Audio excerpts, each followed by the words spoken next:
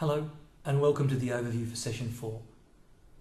Let's start with a quick recap of the last session. In that session, we looked at the origins of physical activity in Western society and also the factors that influence participation levels. So things such as your gender, your socio-economic status and your race. For this session, we're going to focus more on Australia and early influence of sport and physical education. You will notice that the factors that influence participation levels in Western society certainly had an influence on sporting participation here in Australia. Before colonisation, Indigenous Australians' participation in physical activity was directly related to their rituals and everyday experiences. So their games would comprise of activities that related to hunting and gathering. However, after colonisation, a vast majority of the Indigenous Australians were placed on reserves, and there they lost a lot of their traditions. Now, they were encouraged by white Australia to play sports like cricket.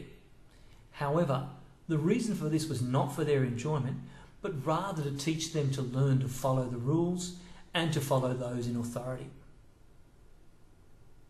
Climate was another factor that played a strong role in shaping Australian physical activity.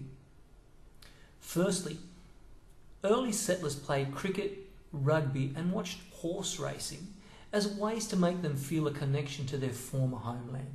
It helped maintain a connection between Britain and Australia.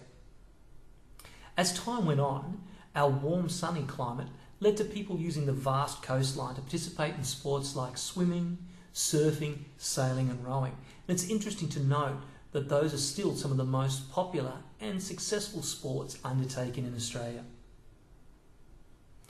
Early sport was also used as a way to build character, to help shape the working class and to also help create strong, healthy Australian men who could defend the country if necessary.